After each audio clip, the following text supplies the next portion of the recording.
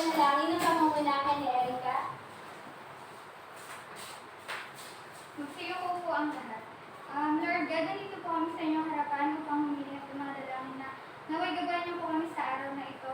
Magawa po sana namin ang mga dapat namin gawin. Ito po ang aming samot dalangin sa pangalan ng Jesus. Amen. Amen. Magandang araw sa lahat. Magandang araw din po. Yan, maaari na kayo umupo. Upang maitan ako ang mga lumiban sa araw na ito, Renzo, maaari mo bang iulat sa akin kung sino ang mga lumiban sa pangkat ng kalalakihan? Ma'am, may pinagagala ko po na walang lumiban sa aming pangkat ng mga kalalakihan. Maraming salamat. Sa mga pangkat ng kababaihan naman, Marian, nais mo bang iulat sa akin kung sino ang mga lumiban? Ma'am, pinagagala ko rin po na walang lumiban sa aming pangkat ng mga kababaihan. Maraming salamat. Kinagagala ko malaman na walang lumiban sa araw na ito at bago nga tayo dumako sa ating bagong paksang tatalakayin, tayo ay magkakaroon ng balik-aral upang malaman ko rin kung may natutunan ba kayo sa ating huling paksang tinalakay. Ito ay tatawagin nating hularawan. Aalamin niyo lamang o anong yung hinuha ninyo sa ipapakita kong larawan. Handa na ba kayo? Handa na po! So, sino sa inyo ang may hinuha o konsepto sa unang larawan na ito? Ma'am, Renzo. ma'am, para po sa akin, ang unang larawan po ay nagpapakita po ng pagsasama-sama po ng mga tao. Napakahusay, magaling. Sino pa? Sino pa ang merong hinuha? Ma'am, Joshua. ang mga aking po ay populasyon. Magaling. Ang gustong iparating ng larawan na ito ay ang konsepto ng populasyon. Napag-aralan nga natin sa huling talakayan ay ang yamang tao. Ang pangalawang larawan naman ay ito. Anong gustong iparating o hinuha ninyo sa pangalawang larawan? Mary Ann. Ma'am, edukasyon po. Magaling. Kung makikita nga natin may mga batang nag-aaral. Kaya siguro pumasok sa isipan niya ang salitang edukasyon. O, sino pa? Sino pa ang may hinuha? John Eric? Ma'am, literasyon po. Tama. Ang gustong iparating ng larawan na ito ay ang konsepto ng literasya. So, batay sa ating ginawang aktibidad, ano sa inyong palagay ang ating ang ating nakaraang pinag-aralan? Erica? Nung ang nakarang paksa natin pinag-aralan ay patungkol sa yamang tao at kaunlaran ng Asya. Partikular na dito ang literasya ng Asya at bilang ng populasyon na mayroon ng ating kontinenteng Asya. Magaling, napakahusay. Ikinagagala kong malaman na ang bawat isa ay nakilahok o nakibahagi sa ating huling talakayan. Nawa, ang bawat isa ay may napulot na aral at ako ay umaasa na ang bawat isa ay muling makikibahagi at makikinig sa bagong paksa na ating tatalakayin sa araw na ito. At bago pa man tayo dumako sa bagong paksa na ating tatalakayin ay magkakaroon muli tayo ng isang aktibidad na tatawagin nating kahundugan. Kayo ay pupulot lamang sa kahon ng merong mga numero. Ang mga nandito ay ang kahulugan at ang tamang sagot ay nasa envelope. Ngunit naka-jumble siya at ang gagawin nyo lamang ay aayusin nyo yung mga letra na nandoon. So, sino ang gustong unang mauna? Jerry?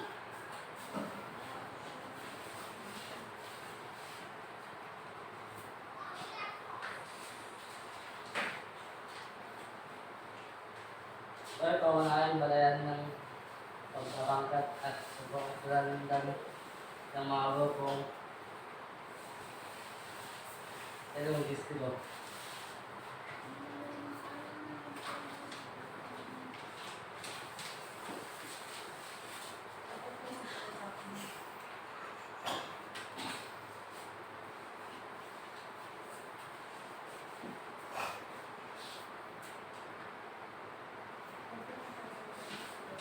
Ayon sa kanya, ito ay pangunahing batayan ng pagpapangkat at pagkakakilanlan ng mga grupo etno-linguistiko. Tignan natin kung makukuha ba ni Jerry ang tamang sagot.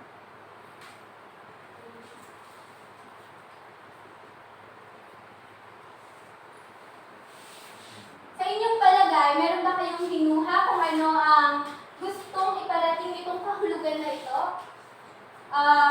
Erika, maaari mo bang basahin kung ano yung then magbigay ka ng hinuha mo kung ano ba yung tamang sagot. Sinasabi po niya na ito ay pangunahing batayan ng Pagpapangkat. pagbabangkat at pagkakakilanlan ng mga grupong linguistiko. Para po sa akin tama yung sagot niyang Mika. Napakahusay. Palakpakan natin si Jerry dahil tama ang sagot. Ang gustong iparating nito ay wika. Wika ang pangunahing batayan ng pagpapangkat at pagkakakilanlan ng mga grupong etno-linguistiko. O sino pa? Sino pa ang gustong pumunat sa kahon natin? Ma'am. Renzo.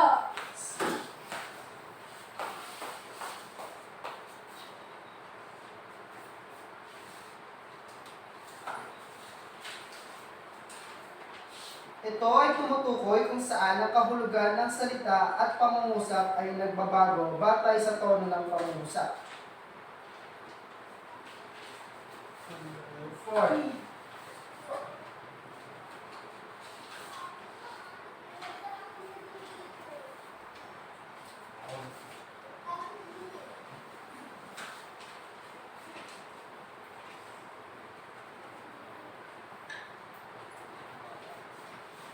Batay sa kahulugan na nasa kahon, ito ay tumutukoy kung saan ang kahulugan ng salita at pangungusap ay nagbabago batay sa tono ng pangungusap. Ano kaya ang tamang sagot?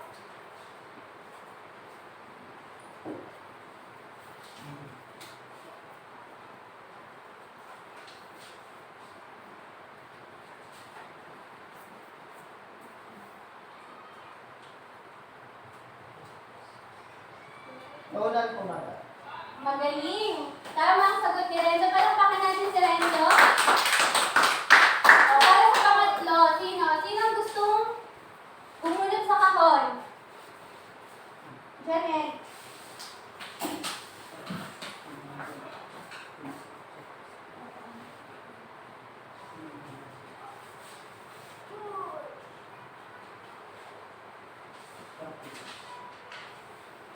Ito ay tumutukoy kung saan ang pagbabago sa tono ng mga salita at pangungusap ay hindi nakapagbabago sa kahulugan ng mga salita. Kunin mo yung mga letra doon sa number 5.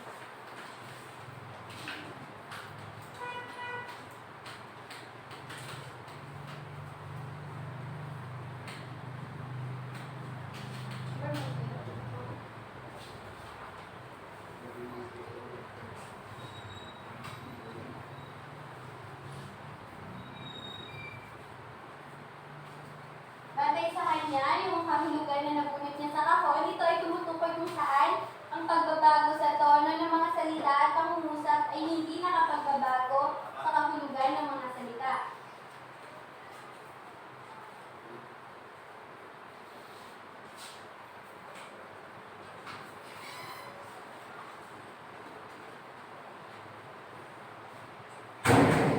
Sa inyong palagay, ano ang tamang sagot dito? Mary Ann, meron ka bang hinuha kung ano?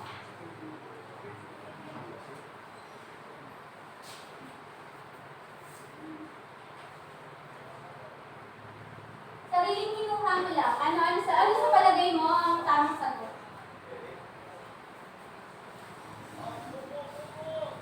Tayo ka. Batay po sa akin, ma'am, ay stress. Yes. Tignan natin kung tama nga ba ang sagot ni John Eric. Kung stress nga ba. Yan, tama. Tama ang sagot ni John Eric. Palakpakan niyo naman si John Eric dahil yan yung tamang sagot. O, sino pa? Sino pa ang gustong, Erica, sige.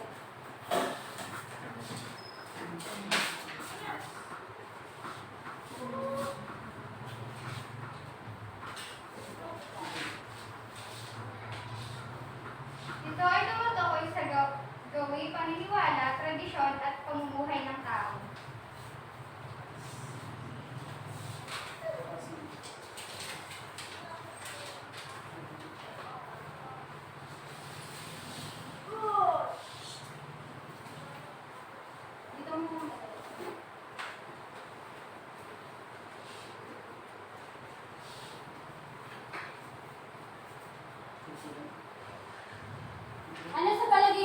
tamang sagot?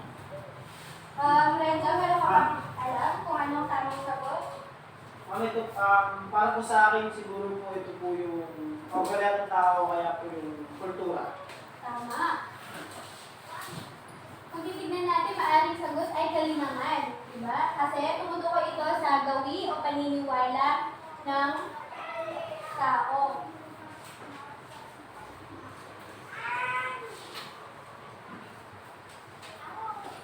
Yan, tama si Erika. Palakpakan natin si Erika.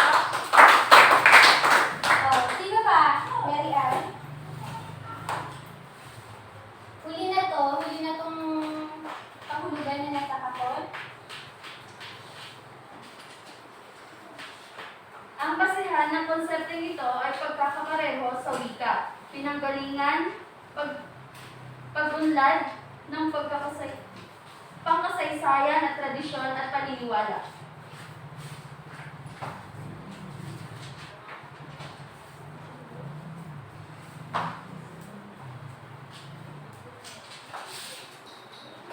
Dito mo lang sa baba.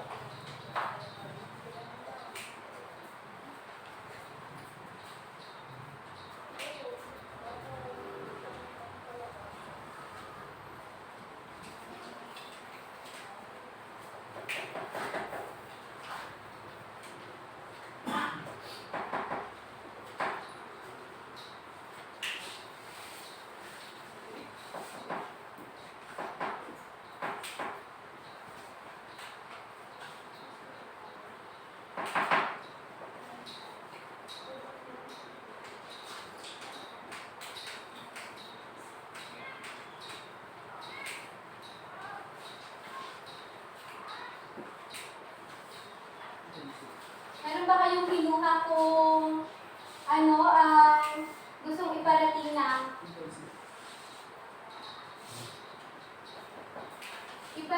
gustong iparating ng pahulugan na nabunot ni ano? Maaari mo bang basahin, Joshua, kung ano ang pahulugan? Dito ka. Para makita mo dito ka, punta ka at basahin. Diyan ka na lang.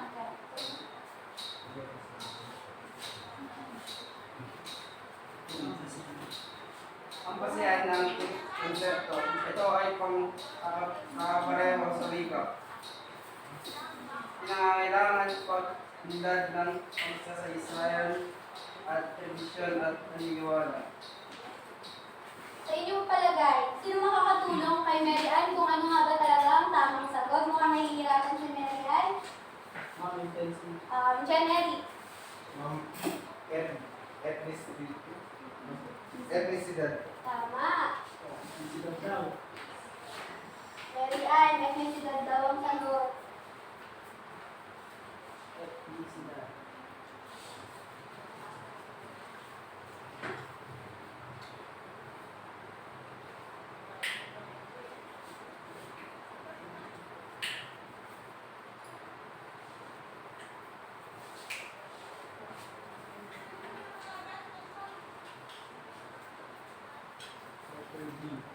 Yan, napakahusay, tama ang sagot ni Mary Ann. So, batay sa ating ginawang aktibidad, ano sa inyong palagay o kinuha kung ano ang ating pag-aaralan sa araw na ito? Ma'am, Renzo. ma'am, batay po sa nagawa po natin aktibidad, para po sa akin, ang aking po nahihinuang pag-aaralan natin po ay patungkol po sa wika at kultura ng tao. Napakahusay, magaling dahil ang pag-aaralan natin sa araw na ito ay may kaugnayan sa iyong nabanggit. Dahil ang paksa na ating tatalakayin ay mga pangkat etniko sa Asya at kani-kanilang wika at kultura. Bilang panimula, ang mga tao na naninirahan sa kontinente ng Asya ay kilala bilang Asyano. Maliban pa rito, ang mga tao sa Asya ay may pagkakakilanlan din batay sa bansa na kanilang kinabibilangan. Halimbawa, ang mga tao sa Pilipinas ay tinatawag na ano bang tawag sa mga taga-Pilipinas? Pinoy. Pinoy po. Pinoy o ano pa? Filipino. Tama, Pilipino. At ang mga naninirahan sa Thailand ay tinatawag silang Thai. At ang mga naninirahan sa India ay tinatawag na Indian. Bukod pa rito, ang mga tao ay etniko o pangkat etno-linguistiko na kanilang kinagbibilangan. So, sa inyong sariling pagpapakahulugan o dating kaalaman, ano ang ibig sabihin ng pangkat etniko o pangkat etno-linguistiko? Magbigay ng mga salita na maaari niyong maiugnay dito.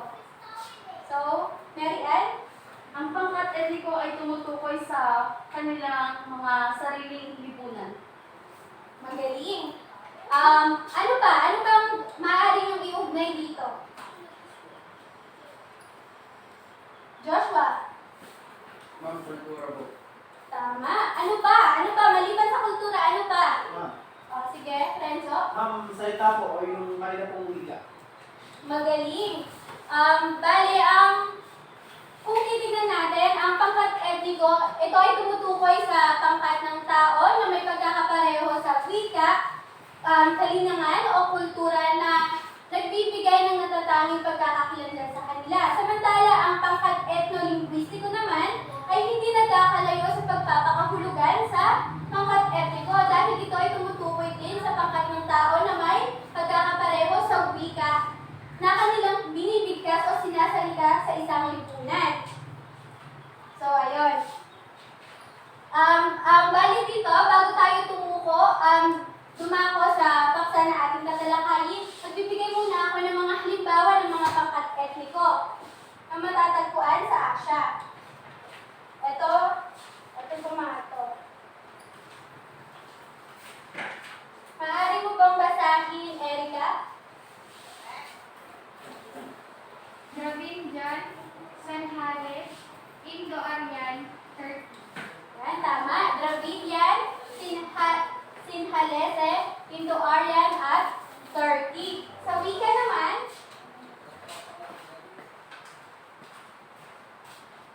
so sino yung makakapagbigay ng mga halimbawa ng wika sa Asya? Ikaw, Mary Ann, meron ka bang alam? Ma'am, Tagalog po, ma'am. Tama.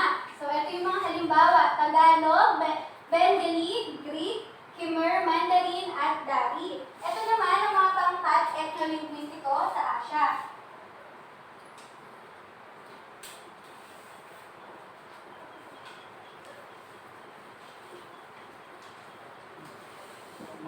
Hiligaynon, Mongoloid, Han, Thai, Emirati, Tatar, at Kurds.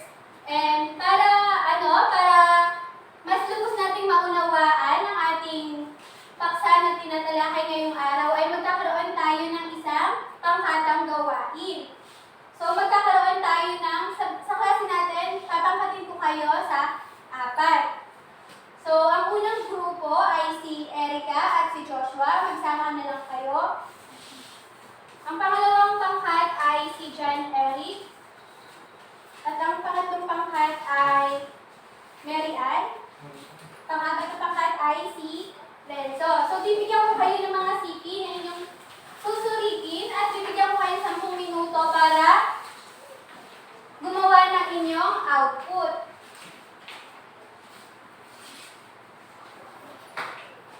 So, yung unang pangkat na si Erica at si Joshua ay gagawa sila ng isang concept map batay sa rehiyon ng Asya na ibinigay ko sa kanila. Na ipapakita ang mga pangkat etniko at ang wika nito. Ang pangalawang pangkat naman ay gagawa ng isang poster. Batay din dun sa CP na nasa kanila. Ang pangatlong pangkat naman ay magbabalita. Ang pang-apat na pangkat ay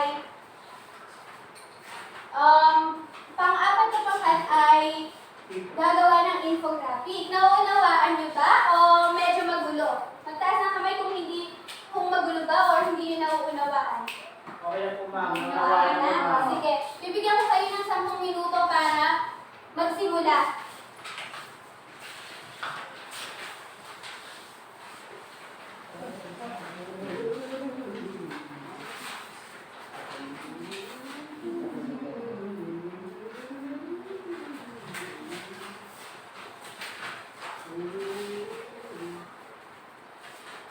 May mga kaila dito kung gusto nyo or kailangan nyo. At bibigyan ko kayo ng 2 minuto para ipresenta ang inyong output ha. Tapos meron tayong batayan sa pagmamarka sa inyong gawain.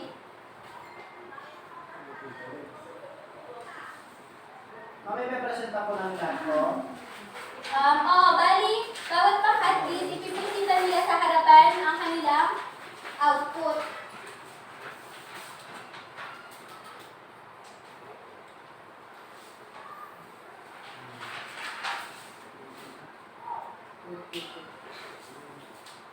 Ito, ang pamantayan ng pagmamarka natin. Nilalaman is 45 na porsyento, ang kabuuan ay 40%, ang pagkamalikhain ay 15%. Ayun, sa kabuuan, meron tayong 100 puntos.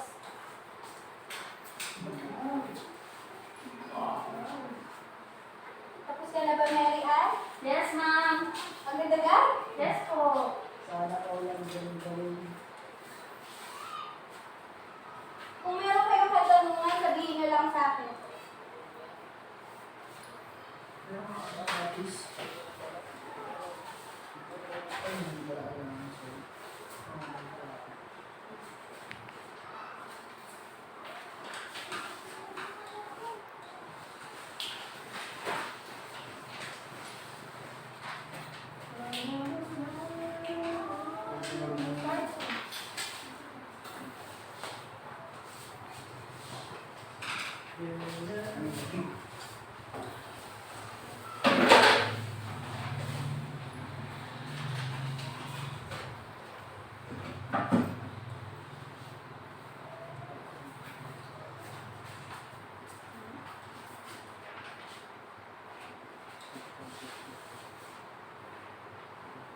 Nauunawaan niyo ba yung pinag-aaralan natin sa araw na ito? Yes, Or may mga katanungan kayo? Sa huling bahagi ng ating pagtatalakay is maaari kayong magtanong kung meron ba kayong hindi nauunawaan, ha? Ma'am.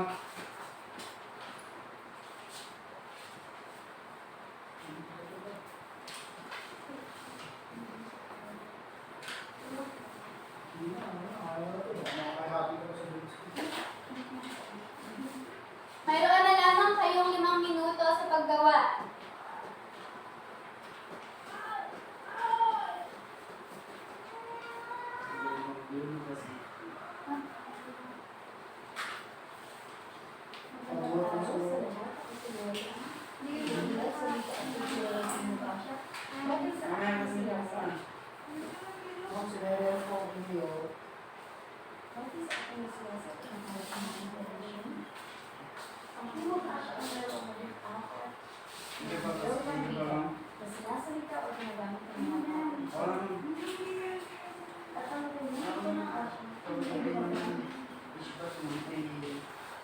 Paalala lang, ang unang pangkat ay gagawa ng concept na patungkol sa Bilagang Asya.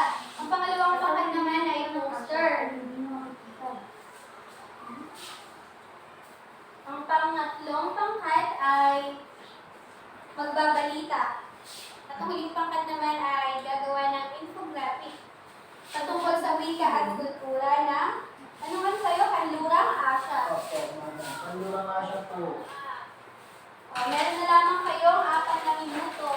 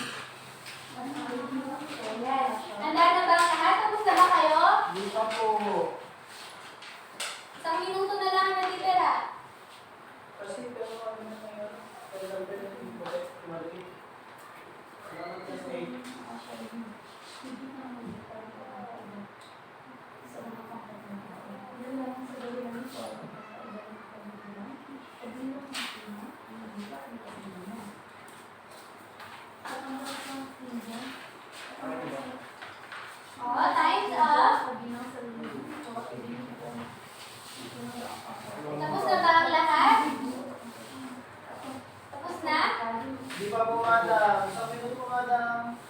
Sige.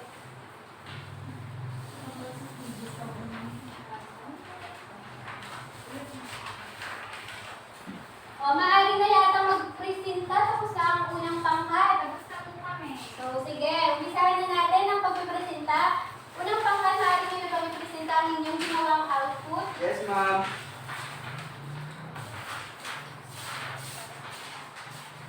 Ay, magandang araw po sa ating lahat. Ang na-assign po sa aming gawain ay patungkol sa concept map na Hilagang Asya. So, makikita po natin dito, ito po yung Hilagang Asya. Ngayon, itong kaza, turkmen, at saka itong Kyrgyz, ang lingwahe ginagamit nila dito or wikang ginagamit nila dito is tinatawag na Turkish. Maliban sa Tajik.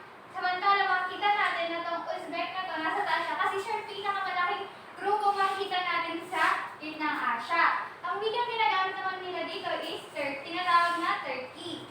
Ito naman sa itong Slavic na wika na ito, ang mga pangkat na gumagamit na ito is ang Russian at ang Siberia. Ayun lamang po. Salamat. Mahusay. Kung makikita natin, sinursinta nila ang gitnang Asya o Hilagang Asya. Alakbahan naman natin sa ang pangkat. So, pangalawang pangkat, maaari mo bang presenta sa amin ang iyong ginawang output? Sige, ako na lang maghahawak para hindi ko maminata. Ang aking ginawang poster po ay patungkol sa Silangang Asya. Ang mga pangunahing pangkat etniko na ay ang Han, Yamato at Korean. Ang Han ang mayroong pangkat etniko sa buong mundo. Ang wika ng mga Han ay Chinese, ay nagsisilbing opisyal na wika ng China at isa sa opisyal na wika ng Singapore. Tinatayang 95% ng mga Chino ay gumagamit sa wikang ito. Sa kasalukuyan, ang wikang Chinese ang pinakamalaking wika sa mundo batay sa bilang ng mga taong gumagamit ito. Mahusay. Palakpakan naman natin sa dalawang pangkat. So, yung pangatlong pangkat ay magbabalita.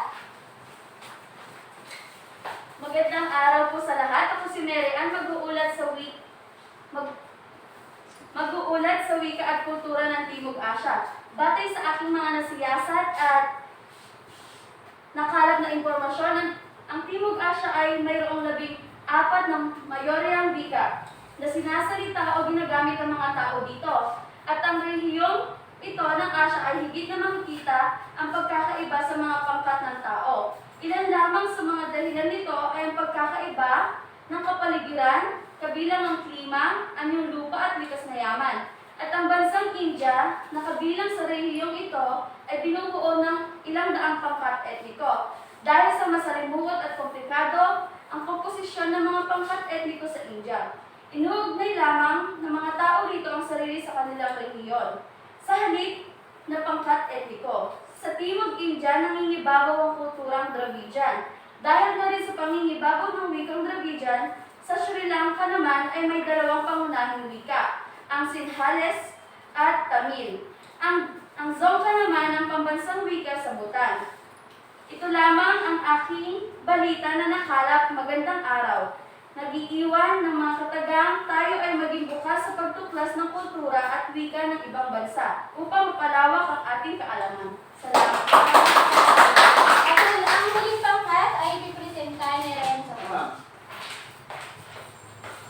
Kung sa akin naman po, ma'am, hindi ko lang po makita kasi po, mali, wala po kasi ang pagkakal. Ayan po, naglagay po ako ng mga kamay-kamay, tapos doon ko po nilagay yung mga sa kultura po ng Kanlurang Asya po. Yung pong Hudyo, yung pong Persian, tapos yung Arab, at yung Kurd at Turk. At yung nilalaman naman po ng gitnang bahagi po ng aking ginawa, hindi yung pumabasa pero babasahin ko lang po. Yung una po yung maging bukas sa pagtanggap. Bakit po nilagay niya yung maging bukas po sa pagtanggap? Bilang magkakaiba po tayo ng kultura sa iba't ibang bansa, ay kailangan po natin ibukas yung ating puso o isipan upang matanggap po natin kung ano po yung kulturang mayroon sila. At ang ikalawa naman po yung pagyamanin ng wika at kultura. bilang isang Pilipino po, kailangan po natin pagyamanin yung sarili po natin kultura o yung wika po natin. Kahit po pumupunta po tayo sa ibang bansa, huwag po tayong mahihiyang magsalita ng wikang Tagalog o Pilipino upang mapagyaman po natin ang ating sariling wika at kultura. Ang ikatlo naman po ay tuklasin ang pagkakakilanlan ng iyong wika at kultura. Siyempre po, kailangan nyo pong tuklasin kung ano pong meron sa sarili mo pong kultura at wika. Gamit po ang sarili mong wika at ang kultura, malalaman po natin yung pagkakakilanlan ng bawat isa. Halimbawa po yung bansang Japan. Yung bansang Japan po, kahit hindi po sila gumamit ng ibang lingwahe o salita, natutukoy po natin yung pagiging Japanese nila dahil napagayawan po nila yung sarili nilang wika at kultura. At ang panghuli naman po, magdaan ng pagkakaiba-iba tungo sa pagkakaisa.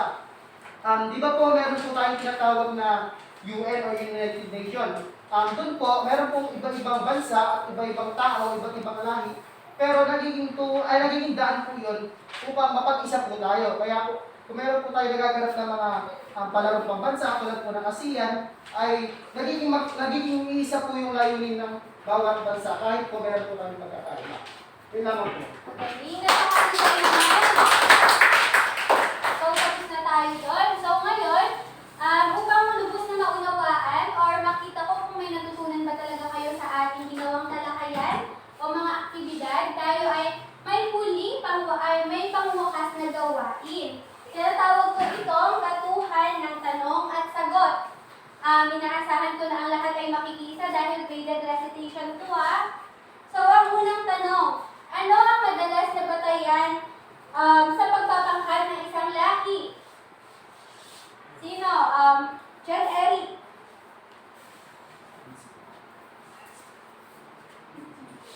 Etnisidad, ma'am. Tama. Tama. Etnisidad. Ano pa? Mary Ann. Ma'am, kultura. Tama. Erika, meron kang ano? Ma'am, para sa akin po wika. Mahusay. Ano pa? Renzo. Ma'am, bali po yung bansa, kasama rin po dito yung bansang kinabibilangan po.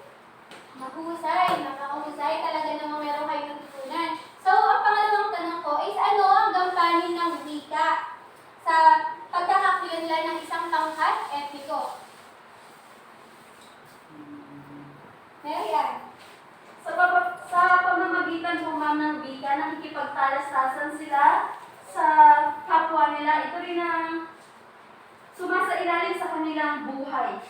Lamang po ma'am. Mahusay. Dahil ang wika, ang sabi nga, ang wika ang siyang sumasalamin sa kultura at pamumuhay ng isang pangkat. Dahil sa pamamagitan ng wika, nakikilala natin kung saan ba sila nabibilang. Ang pangatlong tanong ko ay, paano nagkakaiba-iba ang bawat pangkat etniko sa Asia? Joshua, meron ka bang alam? Geography. Tama. O, geographical na lokasyon. Ano ba? Sige, Renzo. Ma'am, ano po, base po sa pangkat na kanilang kinabibilangan po. Mahusay. Ano pa? Sino pa ang meron ano? Erika. Ma'am, wika at kultura ang siyang buhubog sa kanyang pagkakakilanlan po. Madali. Meron pa ba? Ikaw, John Eric, meron ka bang alam na batayan sa pagpapangkat, meron ba? Or ano? Ma'am, etnisidad po. Yan, mahusay, napakagaling, etnisidad. Geographical na lokasyon, pangkat, na kinabibilangan, wika at kultura at kalinangan o ang etnisidad. Ang huli naman, ano ang gampanin ng wika sa pagpapanday ng kultura? Renzo. Ma'am, para po sa akin, ma'am, ang gampanin po ng wika sa pagpapanday ng kultura. Siyempre po, katulad po ng ating nasabi kanina sa kanunong Asia po, kung wala pong wika, wala pong pagkakakilanlan ng bawat tao o bawat isa sa mundo. Gamit po ang wika, napapayabong po at nakakapagpanday po tayo ng sarili nating kultura upang mailahad po kung ano po yung sarili natin at mapagyaman po ito. Gamit yung wika, nakikipagkomunikasyon po tayo sa ibang bansa at nakikipagtalastasan upang magkaroon po ng pagkakaisang palitan po ng ideya. Halimbawa na lang po yung pagbibigay po natin ng ideya sa kanila patungkol sa kung anong kultura meron tayo at pagtanggap na rin po natin ng kultura po ng ibang bansa. Gamit po ang wika, nagkakaroon po tayo ng ugnayan sa isa't isa. Napakagaling. Nagkakahusay naman ang pagpapaliwanag ni Renzo. So, bilang pagpapahalaga sa ating taksang tinalakay sa araw na ito, kung makikita nyo, may binigay ako sa inyong watawat. So, ano makikita nyo dyan? Iba-iba ang kulay, di ba? Yes, ma'am. LGBT po. Ano yung idea mo dito? Sa akin po mga LGBTQ po, magkakaiba-iba po sa Tama. LGBT po. Kung makikita natin, ang watawat na ito ay sumisimbolo sa LGBT o pagkakaisa ng iba't ibang pangkat. Dahil, di ba, sa kabila man ng kanilang pagkakaiba-iba or kung iuugnay natin to sa kultura o sa pangkat etniko o pagkakaiba ng pangkat etno-linguistiko sa lipunan, ay mayroon pa rin silang pagkakaisa dahil ang pagkakaiba-iba natin ay siya ring daan upang magkaisa tayo. Like for example, yung LGBTQ nga, na datapwat na magkaiba man sila ng merong mga bakla, may babae, may mga tomboy, transgender, mga ganyan is nagkakaisa pa rin sila. May respeto, pagtanggap, at pag-unawa sa pagkakaiba ng bawat isa. So, ayun lamang ang ating talakayan sa araw na ito na nawa ako ay umaasa na meron kayong napulot na aral. So, ngayon is magpuproceed na tayo sa pagtataya.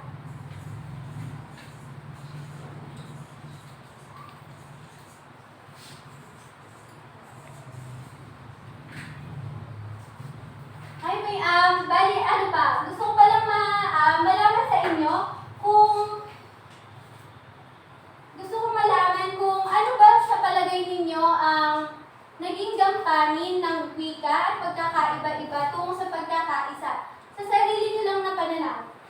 Renzo, meron ka ba ano? Ma'am, paulit po nung tanong.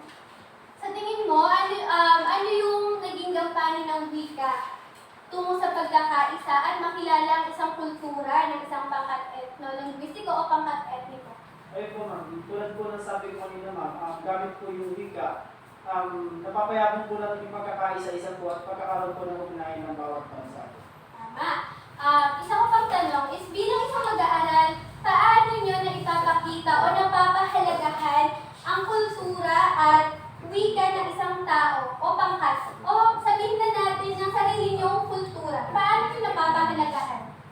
Erika, maaari mo bang sagutin? Para sa akin, napakahalaga kasing pag-aralan natin yung wika at kultura ng ibang lahi kasi ito yung magiging paraan or way upang maintindihan natin sila or para magiging malaman natin na lahat tayo is pantay-pantay dapat yung tingin sa isa't isa. Napakahusay. Mary Ann, ikaw meron ka ba? Ma'am, napakarami pong paraan para ipakita natin yung pagpapahalaga natin sa pagkakaiba ng kultura at wika ng bawat isa. Halimbawa na lamang po yung pagbibigay natin ng respeto sa pagkaiba-iba ng ating mga kultura. Lamang po, ma'am. Yun, tama. Tulad nga ng sinabi ni Erika, napakahalaga na malaman o kahit sa maliit na paraan is tuklasin din natin yung kultura ng ibang pangkat. O kunyari, para kung pupunta tayo sa ibang lugar, is hindi na tayo maging bago at maging bukas tayo na sa pagtanggap at pagrespeto ng kung ano man yung kultura o gawin ng pamumuhay nila. Yun lamang. So, ngayon, para malaman ko talagang meron kayong natutunan, magkakaroon tayo ng pagtataya. Maglabas kayo ng papel ninyo. Ma'am, one word po. Sige, kung ano yung, one mo na lang. Thank you. Thank you. Salamat po. Meron lamang kayong 2 minuto, ha? Ito. Ang panuto, basahin at unawain ng mabuti ang bawat pangungusap. Isulat ang titik ng iyong tamang sagot sapat lang ng nakalaan. So, ibig sabihin, yung letra lamang ang ilalagay niyo dyan. Sabihin niyo kung tapos na kayo dyan sa unang slide natin dahil meron pa kayong isa.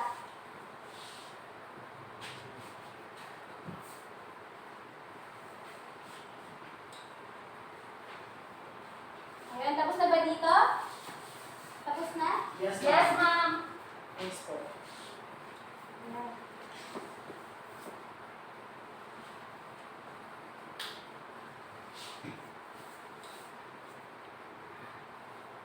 Tapos na ba? Yes, Meron na ba ma'am. tapos? O, sige, maaari ko nang kunin yung mga natapos.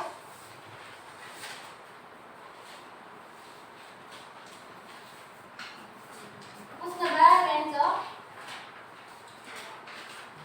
Ayan. So, ikinagagalak ko na natapos tayo sa ating paksa ngayong araw na ito. At ako ay maasa na meron kayong natutunan. Ngunit, meron pa tayong takdang aralin. Ayan. So, ang ating takdang aralin ay may babasahin kayong isang tula na pinamagatang ang laban ni Tita. Gumawa lamang kayo ng isang synthesis ukol dito at meron din tayong pamantayan ng pagmamarka sa ating takdang aralin. So, yun lamang. Nawa ay may natutunan kayo sa araw na ito at ako ay umaasa na kung ano man ang inyong natutunan sa araw na ito ay baunin ninyo ito at isabuhay dahil ang pagtuklas at pagrespeto sa wika at kultura ng iba ay napakahalagang gampanin o bilang ang magandang isang gabay natin para magkaroon ng pagkakaisa sa kabila man ng pagkakaiba-iba natin sa ating lipunan. Yun lamang at maraming salamat sa lahat. Salamat po, madam. Ayan. Bye po. Ayan, maraming So salamat. sa akin ang masasabi ko lang, no, I like your performance dun sa nagtumbling-tumbling niya kanina. Pero mas gusto ko sana kung meron pang